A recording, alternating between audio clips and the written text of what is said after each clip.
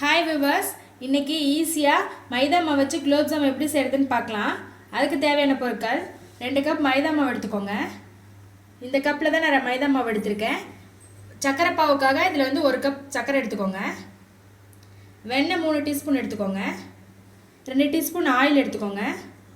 மைதா மாவில் கலக்க வந்து 2 டீஸ்பூன் சர்க்கரை எடுத்துக்கோங்க. பால் வந்து 1/2 கப் எடுத்துக்கோங்க. ஏலக்காய் பவுடர் 1 டீஸ்பூன் எடுத்துக்கோங்க. பேக்கிங் சோடா வந்து ஒரு 1/2 டீஸ்பூன் 1/4 டீஸ்பூன் உப்பு எடுத்துக்கோங்க.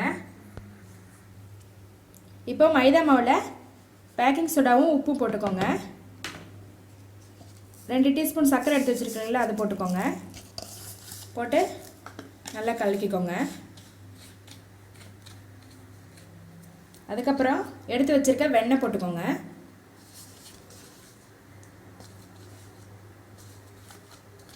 வெண்ணெய் போட்டு நல்லா கலக்கிக்கோங்க. இப்போது எடுத்து வச்சுருக்க ஆயில் போட்டுக்கோங்க. ஆயில் போட்டு கட்டி இல்லாமல் நல்லா மாவெல்லாம் கட்டி பிடிக்காமல் நல்லா கலரி விட்டுக்கோங்க. நல்லா கலக்கி பிசைஞ்சுக்கோங்க. எண்ணெயும் வெண்ணெயும் போட்டு நல்லா பிசைஞ்சிக்கிட்டோம். இப்போ எடுத்து வச்சுருக்க பால் வந்து கொஞ்சம் கொஞ்சமாக ஊற்றி சப்பாத்தி மாவு பதத்துக்கு நல்லா பிசைஞ்சு வச்சுக்கோங்க.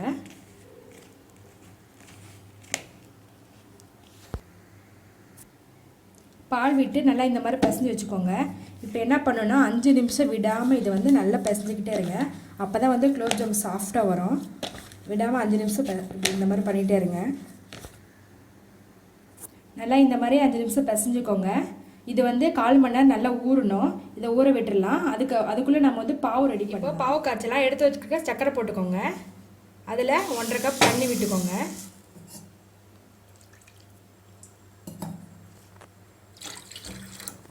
நல்லா சர்க்கரை கரையிற வரைக்கும் கொதிக்கட்டும். அதுக்கப்புறம் நம்ம ஏலக்காய் பவுடர் போட்டுக்கலாம். சர்க்கரை வந்து கரைஞ்சிருச்சு. இப்போ எடுத்து வச்சுருக்க ஏலக்காய் பவுடர் போட்டுக்கலாம். இது வந்து நல்லா பாவு நல்லா கொதிக்கணும். அப்போ தான் வந்து டேஸ்ட் நல்லாயிருக்கும். அதனால் ஒரு 5 நிமிஷம் நல்லா கொதிக்க விடுங்க. சர்க்கரை பாவு வந்து நல்லா கொதிச்சிருச்சு. பாருங்கள், லைட் எல்லோ கலரில் வந்தோடனே அடுப்பை ஆஃப் பண்ணிவிடுங்க. மைதா வந்து 15 நிமிஷம் நல்லா ஊறிடுச்சு. இப்போ இதை உருண்டை பிடிக்கலாம். உங்களுக்கு எந்த சைஸ் வேணுமோ அதோட கொஞ்சம் சின்னதாக எடுத்துக்கோங்க. நல்லா இந்த மாதிரி உருண்டை பிடிச்சிக்கோங்க. இது வந்து டிஃப்ரெண்ட்டாக இருக்கும். ஏன்னா நம்ம ஆல்ரெடி நம்ம எப்போவுமே மில்க் பவுட்ரு இல்லைன்னா குலோப் ஜாம் மிக்ஸ் வாங்கி தான் நம்ம செய்வோம். இது வந்து நம்ம வீட்டில் இருக்க மைதா வச்சு செய்ய போகிறோம். இது வந்து ரொம்ப டிஃப்ரெண்ட்டாக இருக்கும். நீங்களும் இதே போல் வீட்டில் ட்ரை பண்ணிப்பேன்.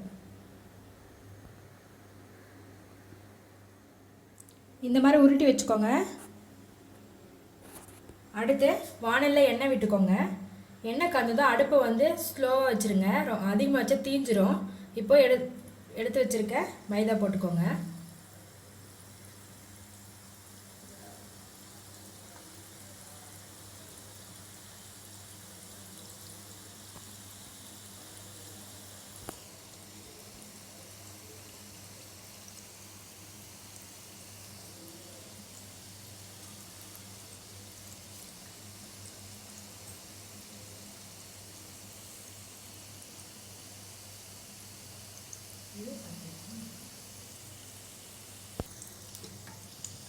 ஒன் சைடு வெந்த பிறகு திருப்பி திருப்பி போடுங்க. அப்போ தான் உள்ளே இருக்கிறதெல்லாம் வேகும்.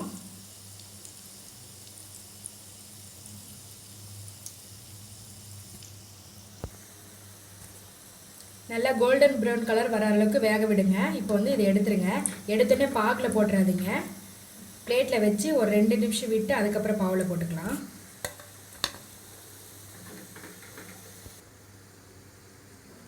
ரெண்டு நிமிஷம் நல்லா ஆறிடுச்சு. இப்போது இதை பாவில் போட்டுக்கலாம்.